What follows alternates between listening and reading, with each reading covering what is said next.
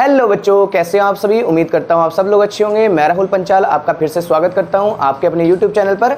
बच्चों, इस वीडियो में हम डिस्कस करने वाले हैं एक्स्ट्रा क्वेश्चंस ऑफ चैप्टर 4। ठीक है, तो ये पार्ट 2 है वीडियो का। जो अगर आप चैनल पर पहली बार आए हैं तो चैनल को सब्सक्राइब और वीडियो को लाइक जरूर कीजिएगा।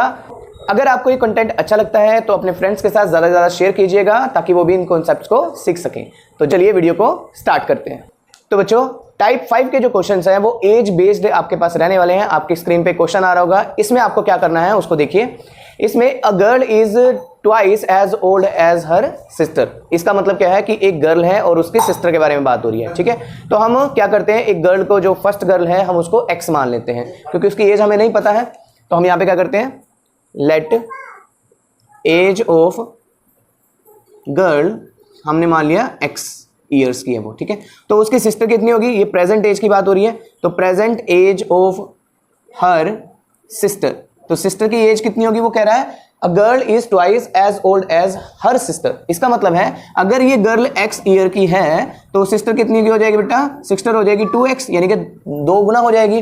ठीक है, और अब आगे तो बच्चे आगे क्वेश्चन में कहा गया है 4 years hence product of their edges will be 160। तो इसका मतलब क्या है कि हमें 4 साल बाद जाना पड़ेगा बेटा। तो 4 साल बाद जाने के लिए हम क्या करेंगे, आफ्टर 4 years।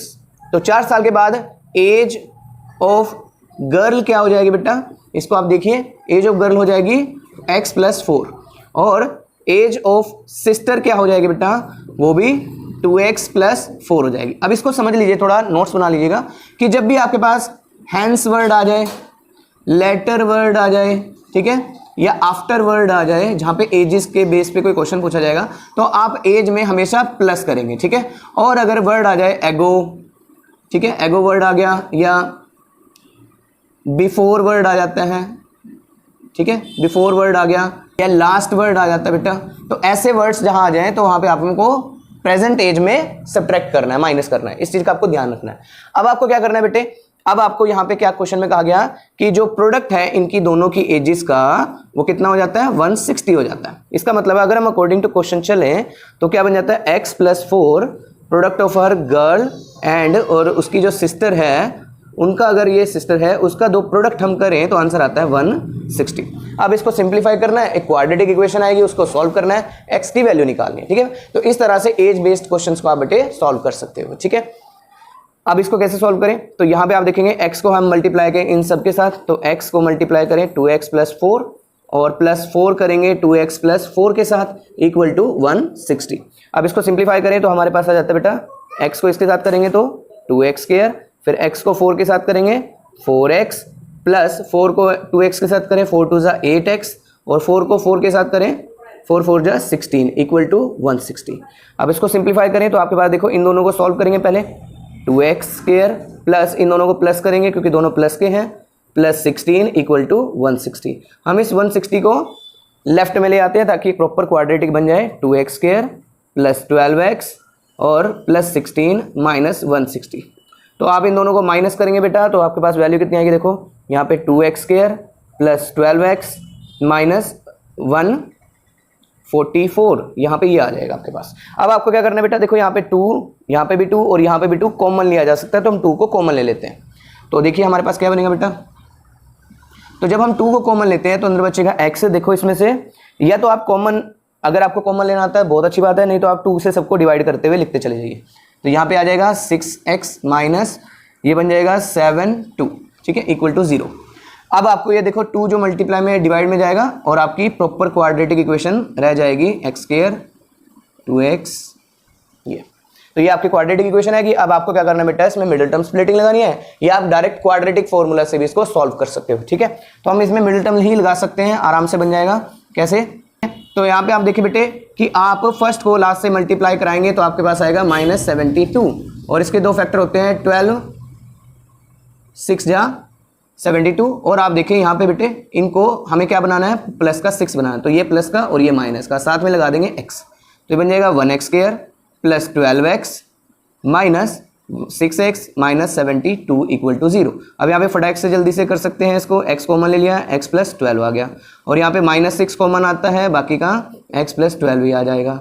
तो फाइनली हम यहाँ पे क्या कर सकते हैं, x + 12 ठीक है, एक ब्रैकेट में, और x माइनस 6 अलग ब्रैकेट में इक्वल टू 0। तो आप देखेंगे कि x प्लस 12 को इक्वल टू 0 करें और x माइनस 6 को इक्वल टू 0 करें तो x की वैल्यू माइनस 12 आती है, ठीक है, और एक x की वैल्यू बेटा इसको राइट में शिफ्ट करेंगे प्लस 6 आता है।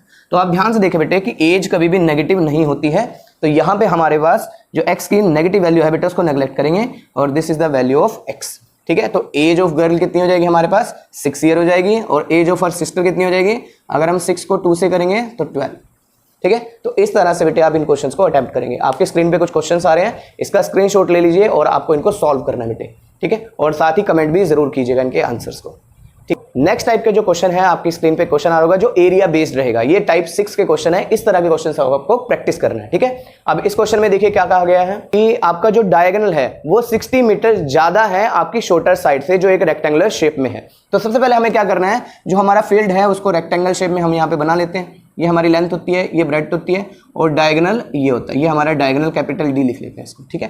क्वेश्चन में कहा गया है कि जो डायगोनल है वो सबसे शॉर्टर साइड का क्या है 60 मीटर ज्यादा है। अब हमें शॉर्टर साइड ही नहीं पता है तो हम उसको क्या अज्यूम कर लेते हैं, x अज्यूम कर लेते हैं। सो लेट शॉर्टर साइड हमने एग्जूम कर लिया x मीटर की है, ठीक है।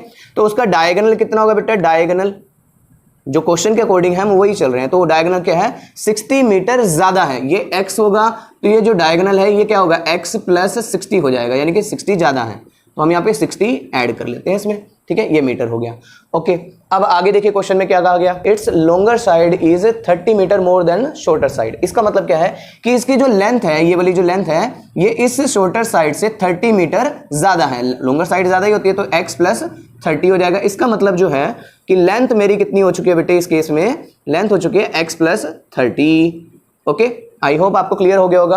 अब यहां पे आपको क्या करना है, x की वैल्यू निकालनी है, तो तीनों चीजें हमें मिल जाएंगी, ठीक है। कैसे करना है इसको ध्यान से देखिएगा, क्योंकि हमारे पास एक रेक्टेंगल शेप है और हमें पता है रेक्टेंगल में ईच एंगल कितने डिग्री का होता है, 90 डिग्री होता है। इसका मतलब ये है ये A, B, C और D अगर हम इसको जूम करें तो ये एक राइट एंगल ट्रायंगल बन रही है, यहाँ पे आप इसको देख सकते हो, ठीक है। तो राइट एंगल ट्रायंगल में हम क्या कर सकते हैं, डायरेक्टली पाइथागोरस थ्योरम अज्यूम कर सकते हैं, लगा सकते हैं। सो इन ट्रायंगल ABC, ठीक है, एंगल B यहाँ पे क्या है बेटा 90 डिग्री है, तो हम यहाँ पे क्या करते हैं, बाय यूजिंग पाइथागोरस थ्योरम हम यहाँ पे अज्यूम कर लेते हैं। तो पाइथागोरस थ्योरम क्या कहती है कि h square is equal to B square plus P square. अब h यहाँ पे क्या है, ये हमारा देखो 90 के ठीक सामने h होता है, ये हमारा b है, आप इसको b ले सकते हो, इसको p ले सकते हो, ठीक है। तो हमारे पास बेटे डायगोनल क्या हो गया, यानी कि x प्लस 60 h हो गया इक्वल्स टू b क्या है हमारे पास x प्लस 30 का होल स्क्वायर, और प्लस में p क्या है हमारे पास ओनली x है जिसका हमें स्क्वायर करना है, ठीक है। तो इस तरह से बेटे वैल्यू आपको रखनी है। अब इसको सिंप्लीफाई करना है, क्वाड्रेटिक इक्वेशन बनानी है और सॉल्व करना है। तो क्या करेंगे बेटा, देखो a प्लस बी का whole square a square plus B square plus 2a and b equals to, again इसमें भी लगाएंगे a square plus B square plus 2a and b plus साथ में रह जाएगा x स्क्वायर, ये वाला यहाँ पे। अब आपको सिंपल क्या करना है बेटा, इसको सॉल्व करना है। सॉल्व कैसे करेंगे, देखो x स्क्वायर प्लस 3600 60 का स्क्वायर करें ये आ जाएगा, इसको मल्टीप्लाई करेंगे 120x इक्वल टू, इसको सॉल्व करें x स्क्वायर प्लस 900 प्लस इनको सॉल्व करें बेटे तो आ जाएगा 60x और साथ में लग गया x स्क्वायर, ठीक है। ध्यान से देखिएगा बेटा, यहाँ पे x स्क्वायर है, यहाँ पे भी x स्क्वायर है, इक्वल का साइन है, ये भी प्लस का है, ये भी प्लस का है, दोनों कैंसिल आउट कर सकते हो। अगर डिफरेंट साइन के होते तब आप उसको कैंसिल नहीं करेंगे, ठीक है।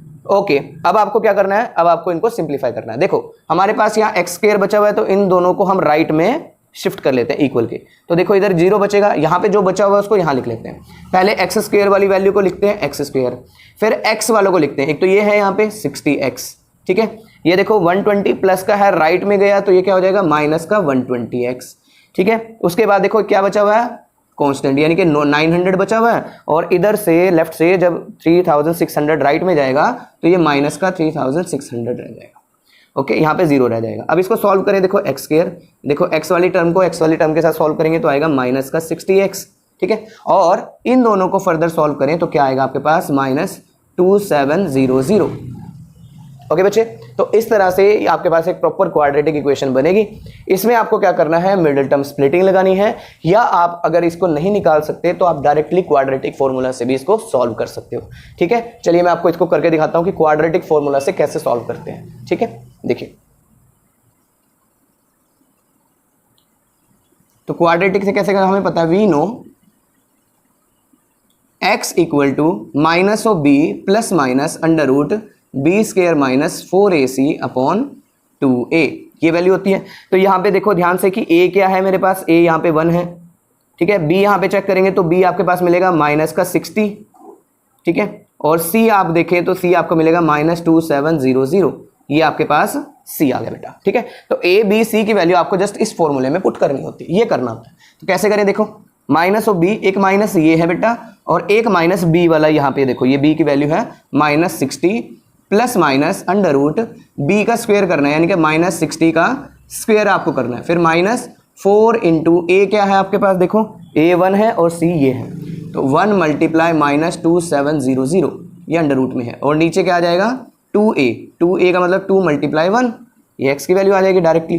तो इसको सॉल्व करते हैं, देखो माइनस को माइनस से मल्टीप्लाई करें प्लस 60 आता है, प्लस माइनस अंडर रूट, इसको सॉल्व करें, देखो माइनस का स्क्वायर करें प्लस हो जाता है, और 60 का स्क्वायर करें 3600 आता है, माइनस माइनस माइनस हो गया बेटा प्लस, और इनको मल्टीप्लाई करें तो आंसर 10800 ये आ जाएगा। उसके बाद मल्टीप्लाई करेंगे बेटा 2 आ जाएगा नीचे। तो अब इसको सिंप्लीफाई करना है, देखो कैसे करेंगे, 60 प्लस माइनस अंडर रूट, इनको अगर हम प्लस करें तो बेटा आता है वैल्यू 0 0 4 3 और 4 और 1 आ गया, ठीक है। नीचे डिवाइड में जाएंगे तो 2 आ जाएगा।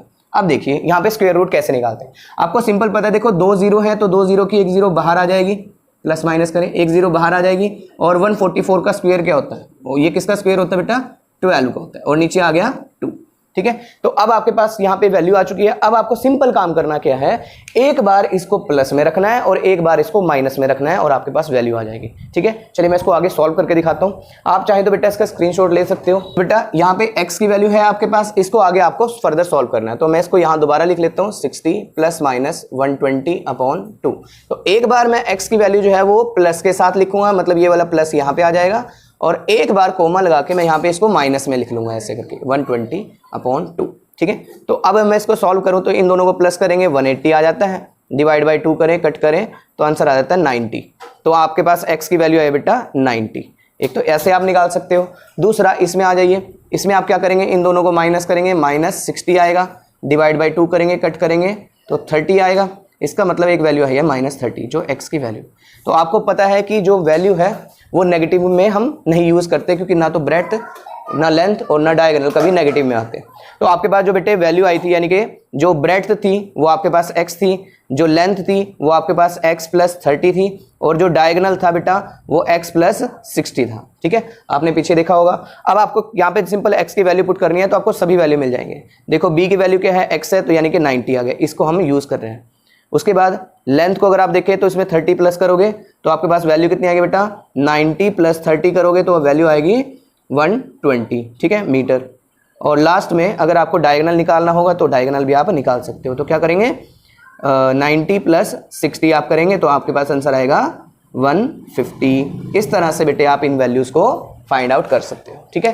तो आपके पास कुछ क्वेश्चन आ रहे होंगे बेटा, इनको आपको प्रैक्टिस करना है, तब जाके आप इनको सॉल्व कर पाएंगे, ठीक है। इस टाइप के क्वेश्चंस को आपको कम से कम 5 से 10 क्वेश्चंस को एटलीस्ट प्रैक्टिस जरूर करना है बेटे, तभी आप इन क्वेश्चंस को अप्रोच कर पाओगे, ठीक है। चलिए नेक्स्ट क्वेश्चन की तरफ बच्चों। नेक्स्ट टाइप के जो क्वेश्चंस आपके पास आने वाले हैं, जो सबसे ज्यादा इंपॉर्टेंट आपके इस चैप्टर से रिलेटेड रहेंगे, वो रहेंगे टाइम एंड डिस्टेंस से और बोट एंड स्ट्रीम से, ठीक है। तो हम उनको भी कैसे अप्रोच करेंगे क्वेश्चंस को, उनको हम समझते हैं, ठीक है।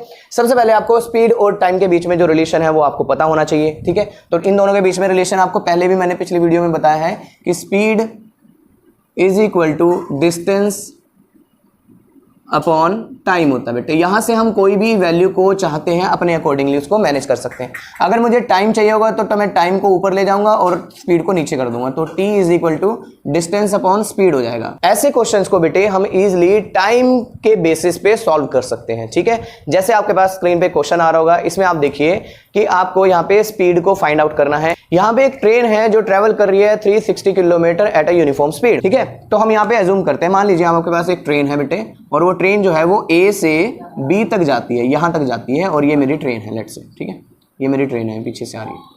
ओके, तो ट्रेन है वो क्या कर रही है, कितना कवर करना है उसको डिस्टेंस, 360 किलोमीटर, ठीक है, इतना डिस्टेंस कवर करना है। तो जो चीज़ हमें गिवन है बेटे, पहले हम उसको लिख लेते हैं, क्योंकि हम क्वेश्चन को बेटे स्टेप बाय स्टेप समझेंगे। डी हमने इसको जूम कर लिया, 360 किलोमीटर। ओके, उसके बाद आगे देखिए क्वेश्चन में क्या कहा गया, लास्ट लाइन को अगर आप रीड करें तो आपको कहा गया find the speed of train. इसका मतलब स्पीड हम ट्रेन हमें निकालनी है। तो जो चीज़ हमें नहीं पता होती उसको हम क्या करते हैं, यहाँ पे कोई भी वेरिएबल से अज्यूम कर लेते हैं।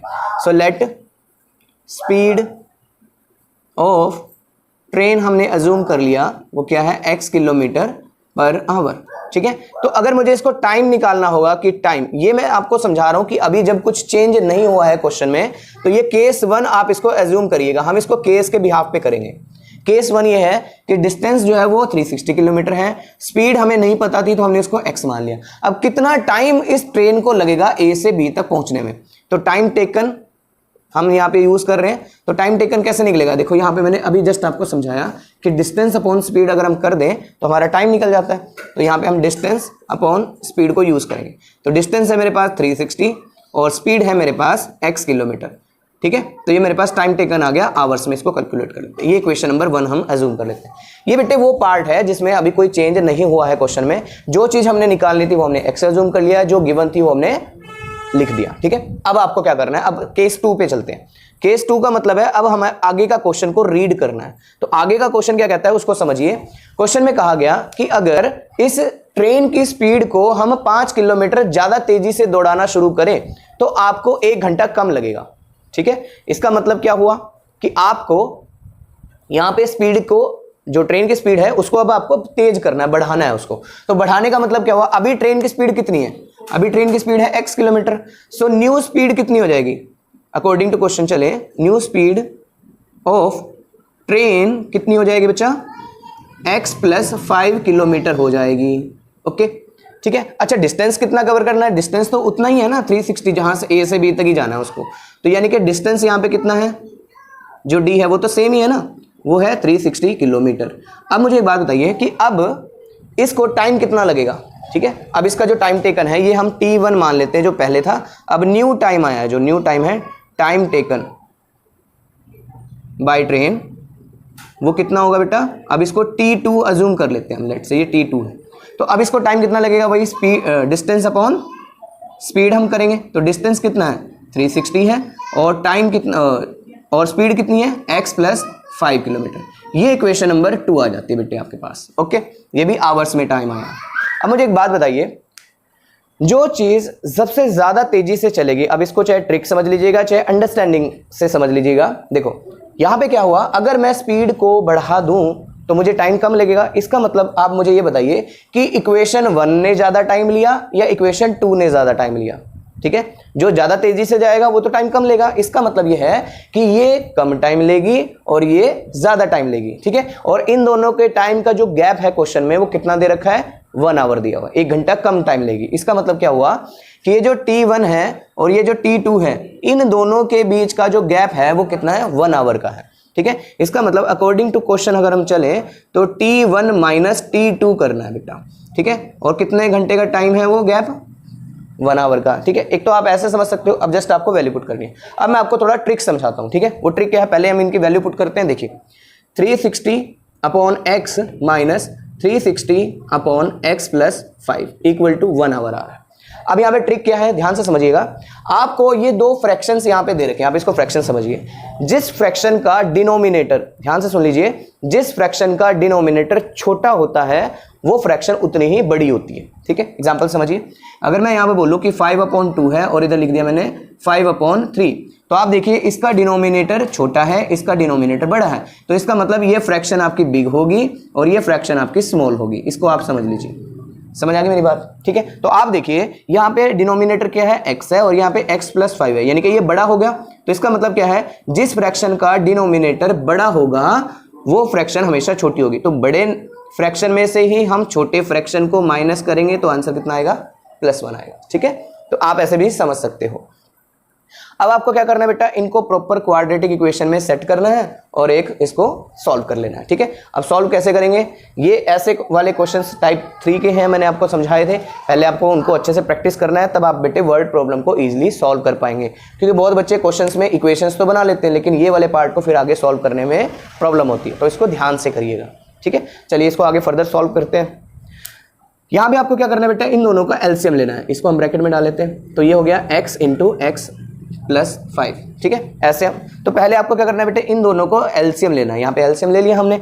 उसके बाद आपको क्या करना है, x से x कैंसिल और ये इसके साथ मल्टीप्लाई हो जाएगा, तो ये बन गया 360 इंटू एक्स प्लस 5, माइनस का माइनस आ गया, ये वाली वैल्यू इससे कैंसिल और ये 360 के साथ मल्टीप्लाई में x हो जाएगा। आप क्रॉस मल्टीप्लाई करके भी लिख सकते हो, इक्वल टू 1 आ गया। अब आपको क्या करना है बेटा, इसको सिंप्लीफाई करना है और x की वैल्यू निकालनी है। ठीक है, तो बच्चों अब आपको क्या करना है, इसको यहां से नीचे से क्रॉस मल्टीप्लाई कर सकते हो और इसको मल्टीप्लाई करके सॉल्व करेंगे। तो 360 को x से मल्टीप्लाई करें, 360 x आ जाता है, और 360 को 5 से मल्टीप्लाई करें तो आपके पास आ जाता है 180x, तो ये तो 1800 आ जाता है। उसके बाद इसको मल्टीप्लाई करें तो ये तो एज इट इज आ जाएगा इक्वल टू, और इस सभी वैल्यूज को हम बेटे क्रॉस मल्टीप्लाई में ले जाएंगे, x इंटू एक्स प्लस 5, और 1 तो मल्टीप्लाई में है ही। अब ये देखिए, ये प्लस का है बेटे, ये माइनस का है, ये दोनों ऐसे ही कैंसिल हो जाते हैं। ठीक है, उसके बाद आपके पास क्या बचता है 1800, x को x से मल्टीप्लाई किया x स्क्वायर, x को 5 के साथ किया 5x, इसको राइट में शिफ्ट करेंगे तो इधर 0, x square plus 5x minus 1800। अब आपको क्या करना है बेटा, इसमें लगा सकते हो मिडिल टर्म स्प्लिटिंग। अगर आपको दिख रहा है कितने बड़े नंबर के नहीं लगा सकते, तो आप डायरेक्टली क्वाड्रेटिक फॉर्मूला का यूज कर सकते हैं और डायरेक्टली वैल्यू भी निकाल सकते हैं। तो कैसे निकालेंगे बच्चे, यहाँ पे आप देखिए, हम यहाँ पे यूज करते हैं बाय यूजिंग क्वाड्रेटिक फॉर्मूला। ठीक है, हम क्वाड्रेटिक फॉर्मूला यूज करते हैं, x is equal to minus of b plus minus under root B square minus 4ac upon 2a। ठीक है, इसको सॉल्व करते हैं। देखो यहाँ पे a क्या है, आपके पास 1 है, b आपके पास 5 है और c आपके पास माइनस में 1800 है। तो हम वैल्यू पुट करते हैं, x equal to minus bracket में 5 plus minus under root B square, यानी कि 5 का स्क्वायर करेंगे, माइनस 4ac, 4 मल्टीप्लाई a आपके पास 1 है और c आपके पास माइनस का 1800 है, और डिवाइड में क्या आ जाएगा बेटा, आपके पास 2 मल्टीप्लाई 1 आ जाएगा। इस तरह से आपको वैल्यू रखनी है, आराम से रखिएगा, ध्यान से। अब आपको क्या करना है बेटा, इसको सिंप्लीफाई करना है। तो सिंप्लीफाई कैसे करें, माइनस 5 ही रह जाएगा यहाँ पे, प्लस माइनस अंडर रूट, देखो 5 का स्क्वायर करें बेटा 25। ठीक है, माइनस, देखो माइनस माइनस हो जाएंगे प्लस, और 4 1 जा 4, और 4 को 8 से मल्टीप्लाई करें 72 आपके पास आ जाएगा। उसके बाद नीचे आ जाएगा 2a, a की वैल्यू आपके पास 1 है तो 1 डाल देंगे इन 2 में। अब आप वैल्यू पुट करें, minus 5 plus minus under root, इन दोनों को प्लस करेंगे तो 7225 आ जाएगा, और नीचे डिवाइड में क्या आ जाएगा बेटा, 2 आ जाएगा। अब इसको और सिंप्लीफाई करें तो इसका आपको क्या करना है, स्क्वायर रूट निकालना है। ठीक है, इसका स्क्वायर रूट अगर आप निकालेंगे तो आपके पास आंसर आएगा 85। ठीक है, तो हम यहाँ पे वैल्यू पुट करते हैं, minus of 5 plus minus 85 upon आ जाएगा 2, तो ये बेटे आपके पास x की वैल्यू आएगी। अब आपको क्या करना है, एक बार इसको प्लस में और एक बार इसको माइनस में, यानी कि माइनस 5 प्लस 85 अपॉन 2 करेंगे, एक बार प्लस में किया और दूसरी बार हम क्या करेंगे, माइनस में 5 कर देंगे। ठीक है, ये 2 आ गया। अब इसको सॉल्व करें, देखो प्लस माइनस माइनस करेंगे 80 आएगा अपॉन में 2, ये कट करें 40, तो x की वैल्यू बेटे आपके पास आ रही है 40 प्लस की। ठीक है, और यहाँ पे x की वैल्यू निकालेंगे तो क्या आएगा, देखो माइनस में करेंगे माइनस 90 अपॉन 2 करेंगे, आंसर आएगा माइनस का 45। तो वैल्यू कभी भी नेगेटिव नहीं आती है, तो इसको हम नेग्लेक्ट कर देंगे और इसको यूज़ कर लेंगे। ठीक है, तो ये आपकी स्पीड ऑफ ट्रेन बेटे आ जाती है। ठीक है, इस तरह से इन क्वेश्चंस को बेटे आपको अटेम्प्ट करना है। ओके, चलिए नेक्स्ट क्वेश्चन की तरफ। एक और क्वेश्चन है बिल्कुल इसी टाइप का, आप इसको देखिए। यहाँ पे आपको एक एयर फ्लाइट से आपको डिस्टेंस कवर करना है 2800 किलोमीटर का, यानी कि आपकी फ्लाइट जो है वो ए से लेके बी तक जाती है, यहाँ से यहाँ तक जाती है, फ्लाइट टेक ऑफ करती है और टोटल डिस्टेंस है 2800 किलोमीटर। ये आपका प्लेन है यहाँ पे। ठीक है, आप इसको समझ सकते हो।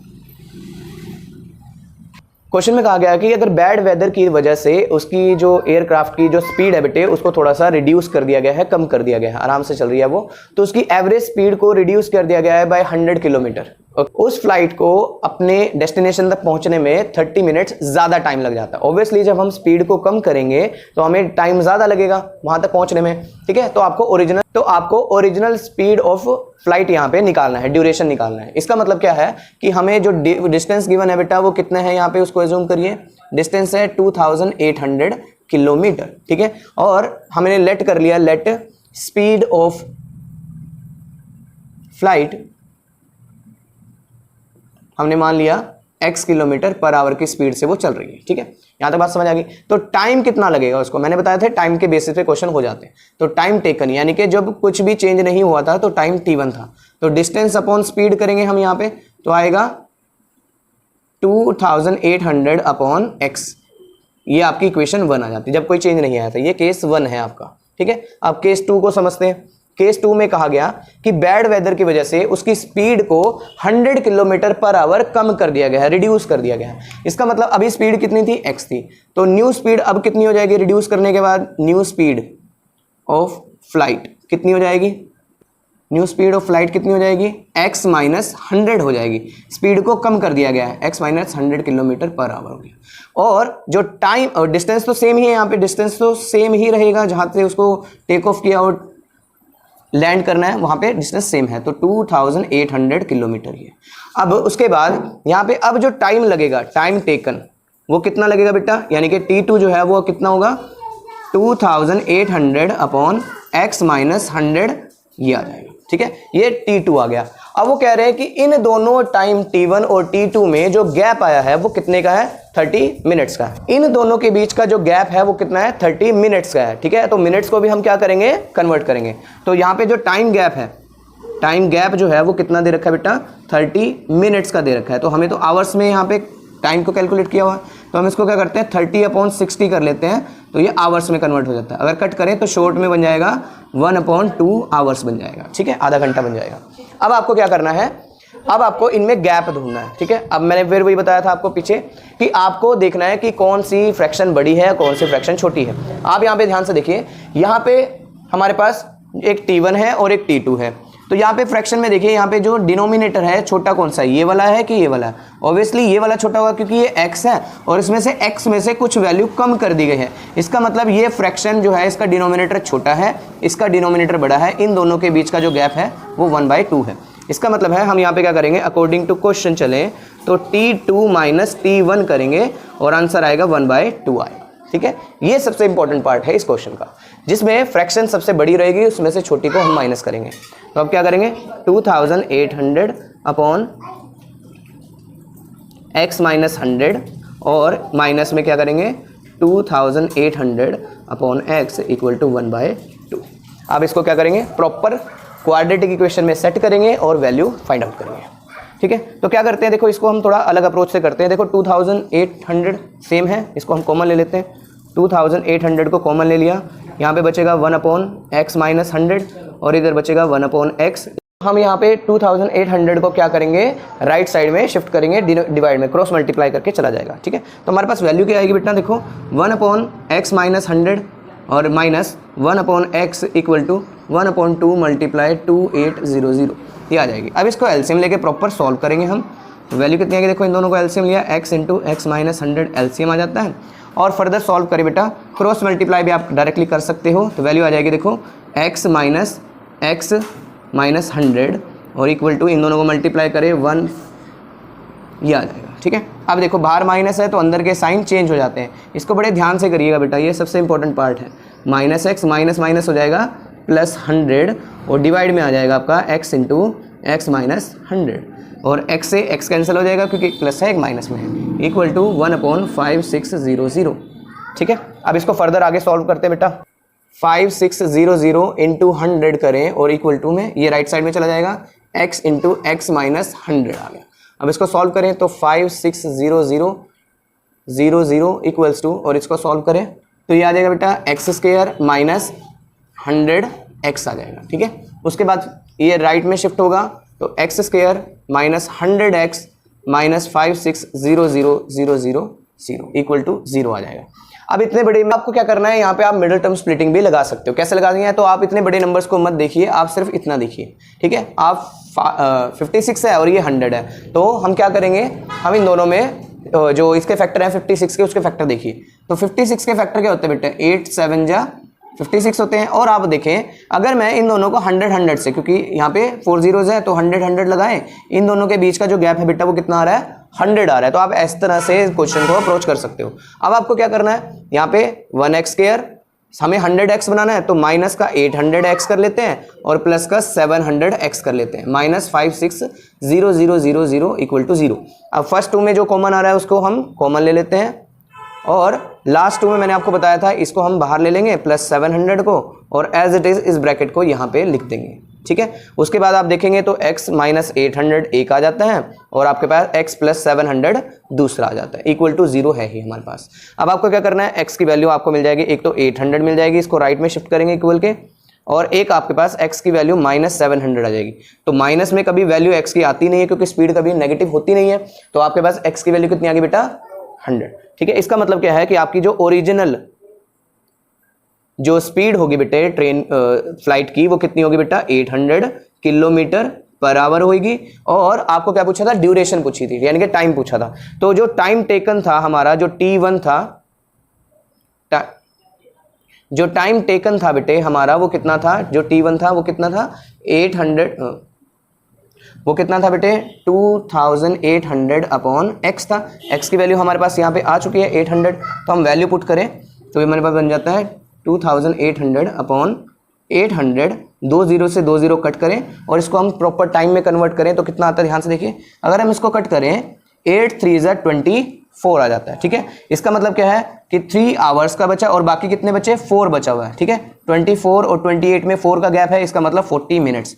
इसका मतलब ये हुआ जो टाइम है वो आपका 3 आवर्स का है और 40 मिनट्स आपको लगेंगे। इतना टाइम आपको पूरी जर्नी को कंप्लीट करने में बेटे लग जाएगा। ठीक है, आई होप आपको क्लियर हुआ होगा कॉन्सेप्ट। इनको बड़े ध्यान से आराम से कीजिएगा।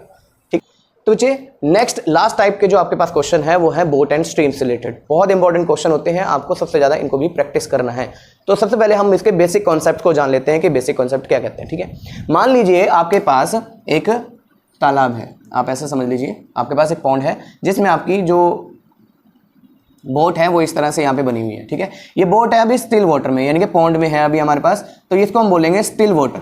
ठीक है, अभी आपकी वाटर की जो स्पीड है वो कुछ भी नहीं है, सिर्फ बोट की स्पीड है, यहाँ पे बोट की स्पीड है। ठीक है, तो आपको क्या करना है, इसको हम बोल देते हैं speed of boat in still water. ठीक है, यही बोलेंगे। तो हम यहाँ पे इसको एज्यूम करेंगे boat speed of boat in still water. ठीक है, तो स्टिल वाटर में अभी जो स्पीड होगी हम लेट से अभी एज्यूम कर लेते हैं x। अभी मैं कोई क्वेश्चन नहीं करवा रहा हूं, जस्ट आपको समझा रहा हूं बेसिक कॉन्सेप्ट। ये तो रुके हुए पानी में स्पीड थी। अब हम मान लेते हैं कि अब इस बोट को निकाल के कहां डाल दिया गया है, एक रिवर के अंदर डाल दिया गया है। ये मेरी रिवर चल रही है। ठीक है, ये रिवर चल रही है और इसकी डायरेक्शन जो है बेटा वो इस डायरेक्शन में चल रही है, ये आपको ध्यान रखना है, इस डायरेक्शन में चल रही है। अब इस बोट को उठा के हमने यहाँ पे डाल दिया, ये मेरी बोट है। ठीक है, ये मेरी बोट है। अब यहाँ पे 2 केस बनते हैं, ध्यान से समझिएगा। तो बच्चों इस केस में ये आपकी बन जाती है स्ट्रीम। ठीक है, ये आपकी स्ट्रीम है। तो स्ट्रीम की स्पीड किधर जा रही है, देखो ये राइट साइड में जा रही है। ठीक है, अब मेरी जो बोट है बेटे वो 2 सिचुएशन में फॉलो होती है, यानी कि 2 काम करती है मेरी बोट। एक काम करती है कि वो नदी के बहाव के साथ चलती है, यानी कि आगे की तरफ ही जा रही है, जिस तरफ स्ट्रीम की डिस्टेंस, जिस तरफ स्ट्रीम की डायरेक्शन है उसी डायरेक्शन में मेरी क्या जा रही है, बोट भी जा रही है। तो उस केस में मैं यहाँ पे, अब मुझे इसकी वैल्यू भी नहीं पता है, तो मैं यहाँ पे एज्यूम कर लेता हूँ y एज्यूम कर लेते हैं। लेट स्पीड ऑफ जो स्ट्रीम है मेरी, ठीक है, उसको हम y एज्यूम कर लेते हैं, y km/h। इसकी स्पीड की बात कर रहा हूँ मैं। ठीक है, अब यहाँ पे 2 केस अराइज होते हैं। ठीक है, 2 केस क्या है बेटा, एक होता है कि नदी के बहाव के साथ चल रहा हूँ मैं, तो मैं बोल रहा हूँ इसको बोलते हैं डाउन स्ट्रीम, यानी कि मैं डाउन जा रहा हूँ, नदी के बहाव के साथ चल रहा हूँ। ठीक है, तो मैं यहाँ पे 2 केस बनते हैं। तो एक केस बनता है डाउन स्ट्रीम बन रहा है। ठीक है, डाउन स्ट्रीम में हम हमेशा क्या करते हैं बेटा, हम बोट की जो स्पीड थी स्टिल वाटर में वो और जो स्ट्रीम की स्पीड थी उन दोनों को ऐड कर देते हैं। ऐड क्यों करते हैं इसको भी आप समझ लीजिए, क्योंकि अगर मैं नदी के बहाव के साथ ही चलता रहूंगा तो मेरी स्पीड क्या होगी, ज़्यादा होगी, यानी कि मैं ज़्यादा ट्रैवल कर पाऊंगा, ज़्यादा लॉन्ग डिस्टेंस तक कवर कर पाऊंगा। एक तो मेरी जो नदी है वो भी मुझे बहा के ले जा रही है और मेरी बोट की स्पीड जो है वो भी मुझे आगे की तरफ लेके जा रही है। ठीक है, तो यहाँ पे दोनों चीज़ें ऐड हो जाती हैं। ओके, उसके बाद और दूसरा केस क्या बनता है बेटा, दूसरा केस क्या बनता है, अगर मैं इसके विपरीत दिशा में, उल्टी दिशा में चलना शुरू कर दूं। दूसरे केस में क्या होता है बेटा कि अगर मेरी जो स्पीड अब मेरी जो बोट है बेटा वो उल्टी डायरेक्शन में चलना शुरू कर दे। ठीक ठीक है। उल्टी डायरेक्शन में चलेगी तो ऑब्वियसली क्या होगा, मेरी जो स्ट्रीम की स्पीड है वो इसमें से माइनस हो जाएगी मेरी स्पीड से। इसका मतलब है अगर मैं अप स्ट्रीम, इसको अप स्ट्रीम कहते हैं, अगर मैं अप स्ट्रीम की तरफ चलूं तो मेरी स्पीड जो होगी वो क्या होगी बेटा, x माइनस वाई हो जाएगी। इसका आपको ध्यान रखना है, ठीक है, बराबर। और एक चीज सबसे ज्यादा ध्यान रखिएगा, बहुत बच्चे क्या करते हैं कि इसको y एज्यूम कर लेते हैं, इसको x एज्यूम कर लेते हैं, कोई दिक्कत नहीं है, आप कर सकते हो, ठीक है। लेकिन सबसे ज्यादा ध्यान क्या रखना है वो चीज आप समझिए, आपको हमेशा स्टिल वाटर में से ही माइनस करना है स्ट्रीम को, यानी कि आपका जो स्टिल वाटर वाला पार्ट रहेगा ना वो आगे की तरफ रहेगा यहां पे, ठीक है, और इस केस में भी आगे की तरफ रहेगा। अगर डाउन स्ट्रीम जा रहे हो तो प्लस वाई होगा और अगर अप स्ट्रीम जा रहे हो तो माइनस वाई होगा। इस चीज को आपको ध्यान रखना है बेटे, ठीक है। तो ये आपका बेसिक कॉन्सेप्ट था, आई होप आपको समझ आया होगा। सिंपल है बिल्कुल। एक तो आपका जो स्टिल वाटर है तालाब में सिंपल चल रही है आपकी, तो आपको एक्स मान लेना है उसको, ठीक है। और अगर आप नदी के बहाव के साथ चलते हो तो उसको डाउन स्ट्रीम कहते हैं, और अगर आप नदी के अपोजिट डायरेक्शन में जाते हो तो उसको अपस्ट्रीम कहते हैं। सीधी सी बात है, अगर हम नदी के बहाव की अपोजिट डायरेक्शन में जाएंगे तो हमें ज्यादा फोर्स लगाना पड़ेगा, पीछे की तरफ ज्यादा ट्रैवल हम नहीं कर पाएंगे, लेकिन बोट स्ट्रीम के साथ अगर चलेगी तो हम ज्यादा डिस्टेंस तक कवर कर पाएंगे, ठीक है। तो इसलिए यहाँ पे माइनस वर्ड साइन यूज किया जाता है, ओके। चलिए अब इसके कुछ क्वेश्चंस को अटेम्प्ट करते हैं, देखते हैं कैसे हम इस क्वेश्चन को अप्रोच करेंगे, ठीक है। एक क्वेश्चन आपकी स्क्रीन पे आ रहा हुआ है, इसको आप देखिए। एक मोटर बोट है जो स्टिल वाटर में, जिसकी स्पीड दे रखी है आपको 24 किलोमीटर पर आवर। इसका कि हमारी जो स्पीड ऑफ बोट वो दे रखी है कितनी, स्टिल वाटर में, speed of boat in still water वो कितनी है बेटा, 24 किलोमीटर पर आवर दे रखी है। और इस क्वेश्चन में आप लास्ट देखेंगे, आपको पूछेगा find the speed of stream, ठीक है, यानी कि वो हमें नहीं पता है तो स्पीड ऑफ स्ट्रीम हम यहाँ पे अज्यूम कर लेते हैं, लेट कर लेते हैं। स्पीड ऑफ स्ट्रीम हमने अज्यूम कर लिया x किलोमीटर पर आवर, ठीक है। यहां तक बात समझ आई। तो हम यहाँ पे पता है कि बेटा अप स्ट्रीम और डाउन स्ट्रीम, अब क्वेश्चन कह रहा है कि 1 घंटे के अंदर वो क्या करती है, अपने मान लो वो यहां से चलती है, ए पॉइंट से चलती है, वो बी तक जाती है और बी तक जाने के बाद फिर से वापस उसी स्पॉट पे आ जाती है, यहां से गई और फिर वापस आ गई। इसका मतलब क्या है कि अगर मेरा बोट का जो डायरेक्शन है या स्ट्रीम का जो डायरेक्शन है वो इधर की तरफ था, तो पहले तो वो डाउन स्ट्रीम गई, फिर वापस वो उल्टी डायरेक्शन में जब चली तो वो क्या होगी, अप स्ट्रीम में आ गई, ये डाउन स्ट्रीम में थी। यहां तक बात समझ आई, ठीक है। अब देखिए आपको पहले क्या करना पड़ेगा, अप स्ट्रीम और डाउन स्ट्रीम में जो स्पीड थी बोट की वो निकालनी पड़ेगी। तो यहां पे क्या करेंगे, स्पीड इन डाउन स्ट्रीम। तो डाउन स्ट्रीम में मैंने अभी बताया था आपको कैसे निकालते हैं, वो क्या करेंगे, जूम करेंगे x प्लस, डाउन स्ट्रीम में मैंने बताया था एडिशन होती है, इन दोनों को ऐड कर दिया जाएगा, यानी कि 24 प्लस x करेंगे, ध्यान रखिएगा। उसके बाद स्पीड इन अप स्ट्रीम। तो अप स्ट्रीम में यहां पे सबसे इंपॉर्टेंट पार्ट क्या रहता है, मैंने बताया था कि स्टिल वाटर में से हम इसको सब्ट्रैक्ट करेंगे, तो अप स्ट्रीम में सब्ट्रैक्ट किया जाता है माइनस, ठीक है। इस तरह से आपको इनको अप्रोच करना है। अब क्वेश्चन में आगे देखिए क्या कहा, ठीक है। इसका मतलब है यहाँ पे डिस्टेंस जो हमें कवर करना था वो कितना था, 32 किलोमीटर करना था। अब मुझे एक बात बताइए कि अगर मुझे टाइम टेकन निकालना हो, टाइम टेकन, ठीक है, टाइम निकालना हो तो टाइम कैसे निकलेगा, डिस्टेंस अपॉन स्पीड। तो अगर मैं डाउन स्ट्रीम की बात करूं, डिस्टेंस अपॉन स्पीड मुझे करना है, तो डिस्टेंस है 32 किलोमीटर और स्पीड कितनी है, ये डाउन स्ट्रीम की बात कर रहा हूं मैं कि डाउन स्ट्रीम में जो टाइम लगेगा वो कितना लगेगा, ठीक है। यहां पे कितना हो जाएगा, 24 प्लस x हो जाएगा, ओके। उसके बाद दूसरे केस में इसको आप स्टार लगा सकते हो, केस 1 केस 2 बनाने के लिए। और time taken in up stream, अगर अप स्ट्रीम में वो गए तो अप स्ट्रीम में कितना टाइम लगेगा, तो डिस्टेंस अपॉन स्पीड लगेगा इसमें भी। तो डिस्टेंस कितना था, 32 किलोमीटर, और स्पीड जो थी वो कितनी थी अप स्ट्रीम में, 24 माइनस x थी, ठीक है बेटा। इस तरह से इन क्वेश्चन को अप्रोच करना। अब क्वेश्चन में क्या कहा गया कि इन दोनों को ए से वो चले और फिर बी तक वापस आ गए, उसी पॉइंट पे आ गए। इसका मतलब है कि उस क्वेश्चन क्या कह रहा है, क्वेश्चन कह रहा है कि जब वो डाउन स्ट्रीम में जाता है तो उसको टाइम कम लगेगा क्योंकि वो नदी के बहाव के साथ जा रही है, और जब वो वापस आती है तो उसको 1 घंटा ज्यादा टाइम लगता है, ठीक है, 1 घंटा ज्यादा टाइम लगता है। तो ऐसे केस में हम हमेशा क्या करते हैं, इसको लेट से T1 मान लेते हैं, इसको हम T2 मान लेते हैं। तो वो क्या कह रहा है कि जो अप स्ट्रीम होगी उसने ज्यादा टाइम लिया है, ठीक है, अपस्ट्रीम में ज्यादा टाइम लिया। इसका मतलब क्या हुआ कि हम T2 में से T1 को सब्ट्रैक्ट करेंगे क्योंकि डाउनस्ट्रीम में तो कम टाइम लगेगा ना वहां तक पहुंचने में। तो हम यहां पे क्या करेंगे, अकॉर्डिंग टू क्वेश्चन अगर हम चलें तो वो कह रहा है कि T2 माइनस T1 करें तो आंसर आता है 1 आवर का।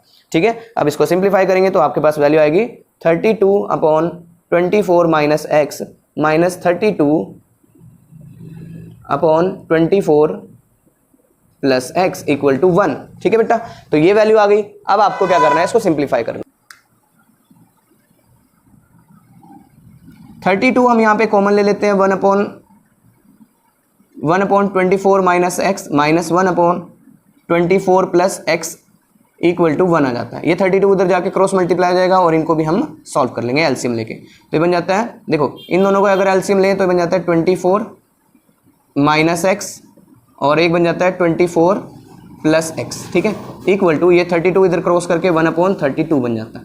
अब देखो इसको हम क्रॉस मल्टीप्लाई में भी लिख सकते हैं। ठीक है, तो ये इधर आ जाएगा 24 प्लस एक्स और माइनस 24 माइनस एक्स इधर आ जाएगा। अब इसको सिंप्लीफाई करना है आपको, तो आपके पास वैल्यू आ जाएगी। देखो कैसे करेंगे, 24 प्लस एक्स, यहाँ पे देखो माइनस है तो अंदर के साइन चेंज हो जाएंगे, माइनस 24 माइनस माइनस प्लस हो जाएगा, नीचे 24 माइनस एक्स और एक आ गया 24 प्लस एक्स इक्वल टू 1/32। देखो 24 से 24 कैंसिल, ये 2x है तो यहाँ पे 2x लिख सकते हैं इक्वल टू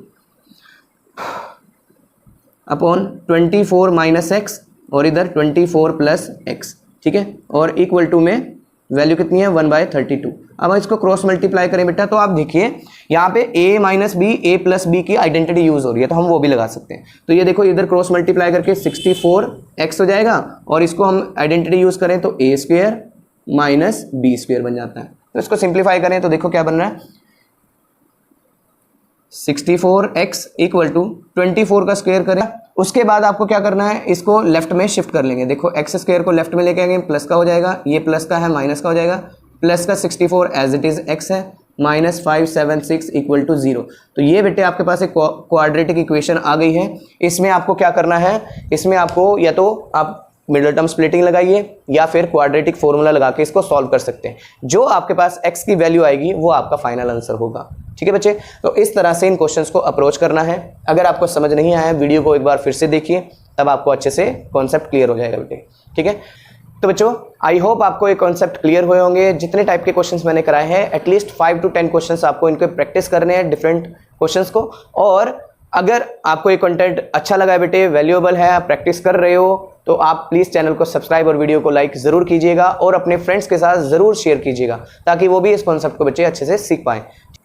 तो बच्चों आज की वीडियो में इतना ही, फिर मिलूंगा नेक्स्ट वीडियो में न्यू टॉपिक के साथ। Have a nice day, thanks for watching.